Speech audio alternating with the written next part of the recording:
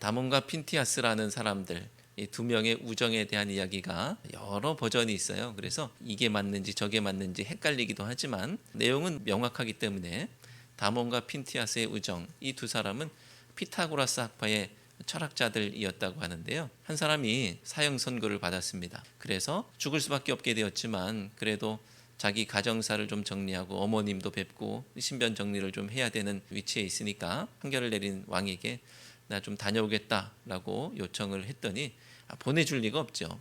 그랬더니 절친한 친구 다몬이 내가 대신 갇혀 있겠다. 그가 돌아오지 않으면 어떻게 할 거냐? 그러면 뭐 내가 죽든지 그는 반드시 돌아올 것이다. 이런 마음을 가지고 대신 감옥에 갇히는 이야기가 있습니다. 극적 효과를 위해서 그런지 집에 돌아갔었던 친구는 시간을 좀 넘긴 것 같아요. 그래서 야 봐라 오지 않지 않느냐 하면서 이제 대신 사형 집행을 하려고 하는 그 상황 가운데 극적으로 도착하는 친구가 와서 나 돌아왔다고 하면서 왕을 감동시키고 그래서 그들을 다 방면하고 나도 당신들의 우정에 동참할 수 있도록 해달라, 이런 이야기로 아름답게 이야기가 맞춰지는 그런 이야기가 있습니다. 정말 아름다운 이야기이죠. 그런데 누가 저더러 사형수인 친구를 대신해서 감옥에 갇히라고 한다면, 아니 감옥에 갇히는 것만 하더라도 죽으라고 한 것도 아니고 감옥에 갇히라는 것만 하더라도 저는 그렇게 할 자신이 없습니다. 그 친구가 올지 안 올지 어떻게 알고 제 인생을 거기다 걸고 또 제 목숨을 거기에 걸 수 있겠어요. 다몬과 핀티아스 사이에서 이런 일이 어떻게 가능했을까라고 했을 때 네 가지 가능성이 있는 것 같아요. 첫째는 너무 사랑하는 관계, 아주 사랑하는 관계이기 때문에 그게 가능할 수 있었을 테고요. 두 번째는 정말로 신뢰하는 관계, 신뢰하는 관계였기 때문에 그게 가능할 수도 있는 것이고요. 세 번째는 나는 지금 죽어도 상관없는 아주 절대 소망을 가지고 있다라고 한다면 대신 죽어줄 수 있겠죠. 또 한 가지는 내 인생은 너무나 비참해, 내 비참한 인생 누구를 위해서 그냥 대신 죽어주는 의미 있는 죽음을 맞이해볼까? 그런 아무런 소망이 없는 사람은 또 그렇게 할 수도 있을 겁니다. 그러니까 이건 그냥 어떻게 보면 전설로만 남겨버리고 또 그냥 아름다운 미담으로만 남겨둬야 될 일이지, 괜히 내 일로 또 하나면 고민을 하고 이걸 내 인생의 일로 여기면 심각하게 받아들이면 자칫 목숨을 잃을 수도 있는 일이 되기도 하죠. 하다못해 보증을 잘못 선 것으로도 인생이 망가지기도 하는데, 아니 목숨을 대신 누구를 위해서 대신 감옥에 갇히고 죽는다? 이거 쉽지 않은 일입니다. 누군가를 위해서 죽는다는 것은 이렇게 어려운 일이죠. 그런데 오늘 로마서 5장 말씀의 주제 중 하나는 예수님께서 나를 위해서 죽으심으로 그것이 나의 근거, 나의 구원의 근거가 된다라는 말씀을 전해주고 있습니다. 오늘 말씀 통해서도 그런 것을 볼 수가 있죠.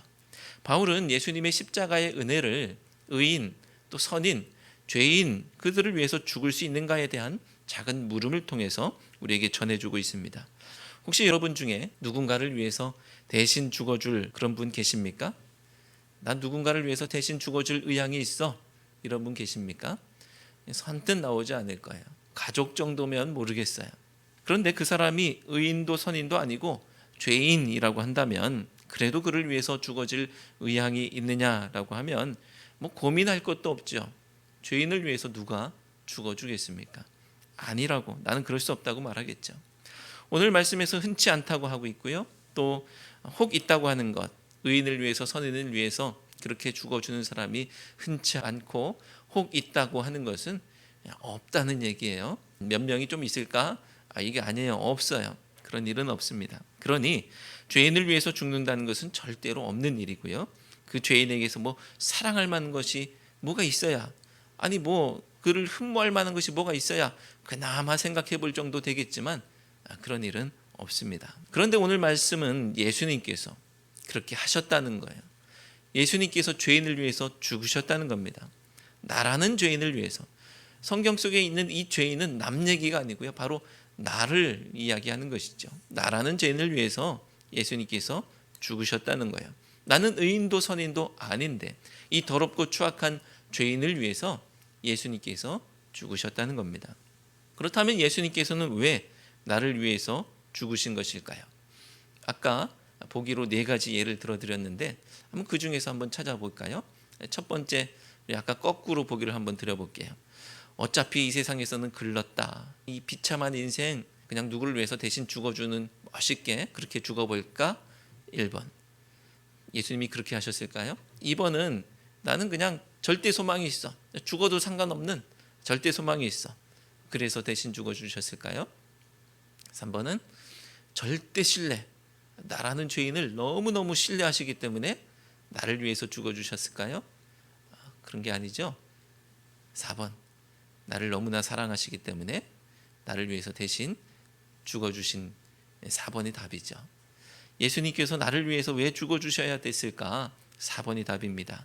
8절 말씀을 함께 읽겠습니다. 8절. 우리가 아직 죄인 되었을 때에 그리스도께서 우리를 위하여 죽으심으로 하나님께서 우리에 대한 자기의 사랑을 확증하셨느니라. 아멘. 우리가 죄인 되었을 때에 우리를 위해서 대신 죽어주심으로 하나님의 사랑을 확증하셨다. 사랑하시기에 대신 죽어주셨다라는 말씀이에요. 하나님은 우리를 사랑하시는데 이 사랑은 그냥 공허한 게 아니에요. 그냥 허공에 외치는 사랑, 흩어져 없어지는 사랑이 아니에요. 그것은 아들을 십자가에 내놓으시기까지 아주 구체적인 사랑이었다는 겁니다. 그래서 그 사랑을 십자가에서 증명하셨고요. 이건 세상에서 볼 수 없는, 있을 수 없는 사랑인 거예요. 그런데 우리를 향한 사랑을 왜 그렇게 십자가에서 증명하셔야 했을까? 그것은 우리에게 우리를 구원할 힘과 능력이 없기 때문이죠. 6절 말씀을 함께 읽겠습니다. 우리가 아직 연약할 때에 기약대로 그리스도께서 경건하지 않은 자를 위하여 죽으셨도다. 아멘. 우리가 아직 연약했기 때문에 우리에게는 우리를 구원할 힘과 능력이 없기 때문에 예수님께서 십자가에 돌아가실 수밖에 없었다는 거예요. 우리에게 힘과 능력이 없었기 때문에 하나님께서는 나에게 힘이 되어 주셨고 능력이 되어 주셨습니다. 내게는 의가 도무지 없기 때문에 하나님께서 친히 의가 되어 주신 거예요. 사랑하는 성도 여러분, 이 세상이 감당할 수 없는 사랑으로 우리를 사랑하신 하나님의 사랑을 이 십자가에서 경험하시고 예수 그리스도의 죽으심으로 이루신 놀라운 그 구원에 감사하는 우리 모두가 되시기를 주님의 이름으로 축원합니다. 하나님께서 우리를 사랑하시는 그 사랑이 얼마나 큰지는 누군가를 위해서 죽으셨다, 누군가를 위해서 죽으셨다, 이것을 통해서 알 수가 있고요, 확인할 수 있지만 누구를 위해서 죽으셨는지를 보면 또 알 수가 있습니다. 그냥 누군가를 위해서 죽으셨다라는 것으로 그 사랑을 알 수 있지만 누구를 위해서 죽으셨는지 그것을 통해서도 알 수 있습니다. 우리는 흔히 목숨을 희생하는 의인에 대한 이야기를 언론을 통해서, 뉴스를 통해서 가끔씩 봅니다.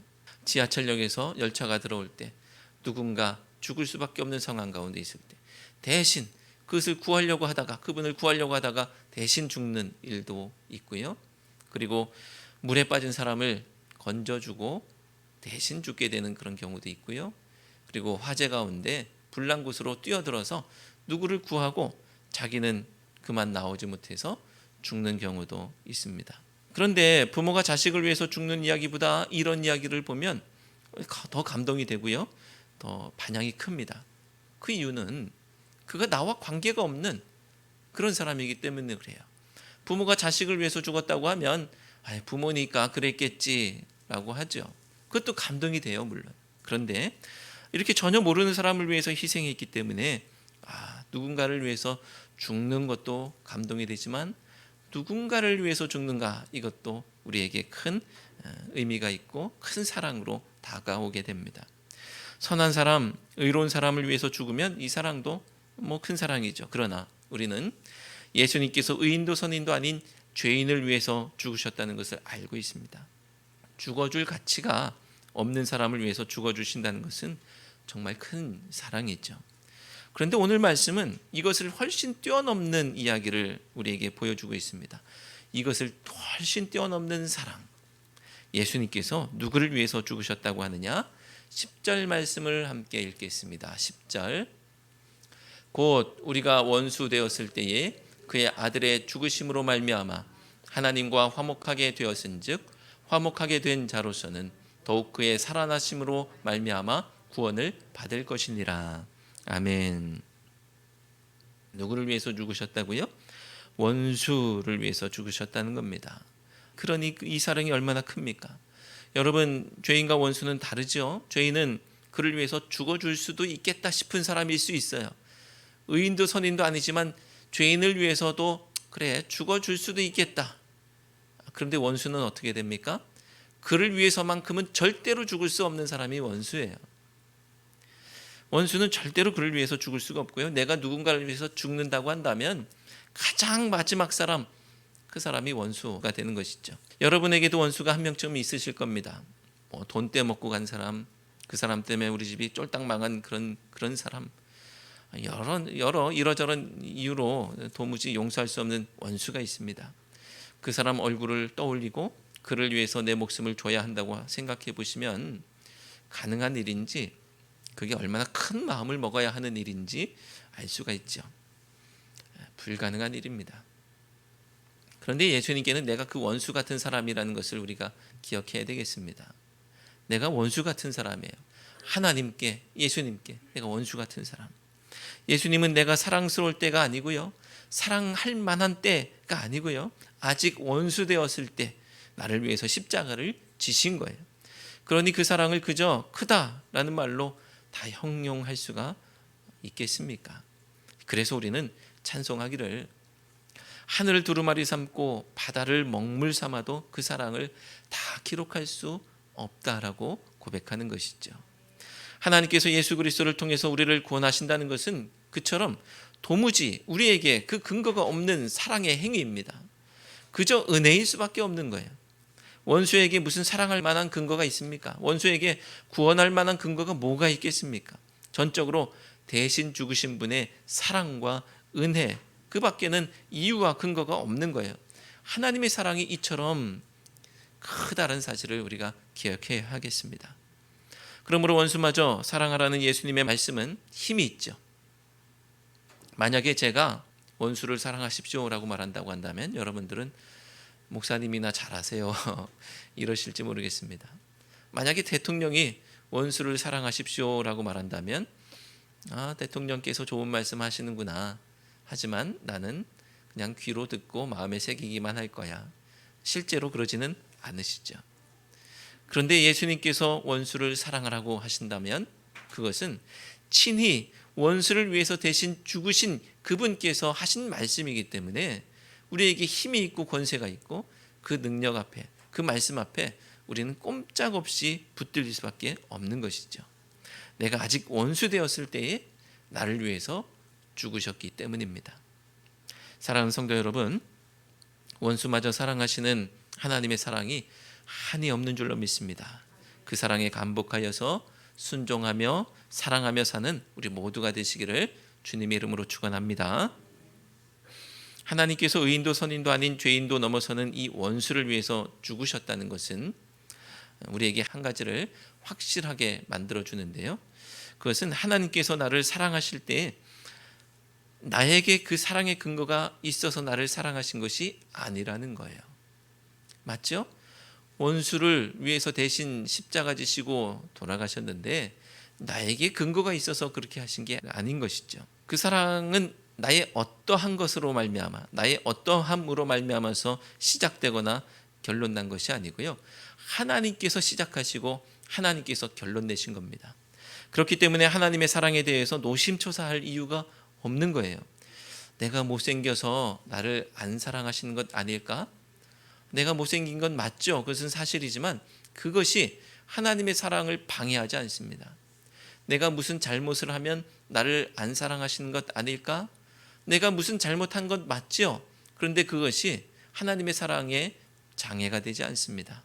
사랑할 수 있는 가장 마지막 존재가 바로 나인데 그 원수를 하나님께서 사랑하셨다면 그 사랑이 걷어질까 봐 지금 걱정할 이유가 뭐가 있겠어요?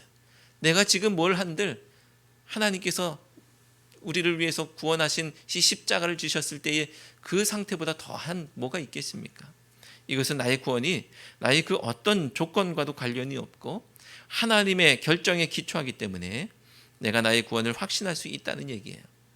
하나님이 계획하시고 결론 내신 그 일에 누가 물음표를 던질 수 있겠습니까? 그래서 우리는 하나님과 우리를 화목하게 하신 예수 그리스도로 말미암아 즐거워할 수 있습니다. 불안하거나 겁나지 않습니다. 11절 말씀을 함께 읽겠습니다. 그뿐 아니라 이제 우리로 화목하게 하신 우리 주 예수 그리스도로 말미암아 하나님 안에서 또한 즐거워하느니라. 아멘. 하나님 안에서 즐거워할 수 있어요. 예수 그리스도의 십자가 은혜로 말미암아 나에게 근거가 있는 것이 아니고 오직 주님께서 시작하시고 결론 내신 그 사랑, 그렇기 때문에 우리가 주님 안에서 즐거워할 수가 있습니다. 자기 힘으로 어떤 자리에 올라간 사람은 늘 불안하다고 하죠. 언제 그 자리에서 미끄러질지 모르고 누가 거기서 끌어낼지 모르니까 불안합니다. 하지만 올리신 분이 하나님이시라고 한다면 뭐가 불안하겠습니까? 그 상황을 즐기면 되는 것이죠. 하나님이 어떻게 행하실지 기대하며 바라보면 되는 것입니다. 말씀대로 하나님 안에서 즐거워할 수 있다는 것은 우리의 구원의 확실함을 말하는 거예요. 5절에서 살펴봤던, 지난 시간 5절에서 살펴봤던 부끄럽게 하지 않는다는 표현이 이 재판에서 100% 이긴다는 의미로 법정 용어로 사용된다고 말씀을 드렸죠. 부끄럽게 하지 않는다, 100% 이긴다, 확실하다는 거예요. 재판받을 때 이길 것이 확실하다면 법정 안의 긴장은 내 것이 아닙니다. 나는 그저 평안할 뿐이죠. 판사의 판결은 심판이라는 중압감으로 다가오지 않습니다. 판결은 그저 요식행위에 불과한 것입니다. 그러니까 결과가 확실하기 때문에 100% 이기기 때문에 그것을 즐기면 되는 것입니다. 나의 구원이 확실하면 우리는 즐거워할 수 있습니다. 즉 하나님의 사랑이 우리를 즐겁게 하는 것이죠. 그래서 5절에서는 하나님의 사랑이 우리 마음에 분바되었기 때문에 소망이 우리를 부끄럽게 하지 않는다고 하는 것이죠. 하나님의 사랑이 심령에 충만하게 되면 그렇다는 겁니다. 그런데 그것은 성령으로 말미암아 가능하다는 것이죠. 그래서 우리가 기도할 때 성령을 구하는 것은 믿음 위에 굳게 서기 위한 것이고, 그리고 사랑으로 충만하기 위한 것이고, 즐겁고 행복한 삶을 살기 위한 것입니다. 사랑하는 성도 여러분, 오늘 성령을 간구하셔서 하나님의 사랑으로 충만하시고 구원의 확신을 가지시고 즐겁고 행복한 날들 만드시기를 주님 이름으로 축원합니다. 말씀을 정리합니다. 하나님께서 나를 사랑하시기에 나를 위해 죽으셨습니다. 나는 선인도 의인도 아니고 죄인이었는데 이런 가치 없는 인생을 위해서 죽으셨습니다. 그런데 나는 죄인일 뿐 아니라 하나님과 원수인데 도무지 죽어주실 수 없는 나를 위해서 죽으셨습니다. 그래서 우리는 하나님의 사랑의 확실함을 알 수 있고 그리고 즐거워할 수 있습니다. 여러분 평생에 하나님의 사랑으로 충만한 역사가 있으시기를 주님 이름으로 축원합니다. 기도하겠습니다. 하나님, 의인도 선인도 아닌 저라는 죄인을 위해, 아니 사랑할 수 있는 가장 마지막 사람인 저라는 원수를 위해 십자가 지심으로 하나님의 사랑을 확증하시니 감사합니다. 주님께서 저를 사랑하시고 목숨을 내주실 때에 그 사랑, 그 구원의 근거가 저에게 전혀 없고 오로지 주님께서 시작하시고 완성하신 것을 고백합니다. 주님의 그 사랑을 의심하지 않고 믿음 위에서 누리게 하시고 날마다 주님과 함께 즐겁고 행복한 저희 모두가 되게 해 주옵소서. 예수 그리스도의 이름으로 기도드리옵나이다. 아멘.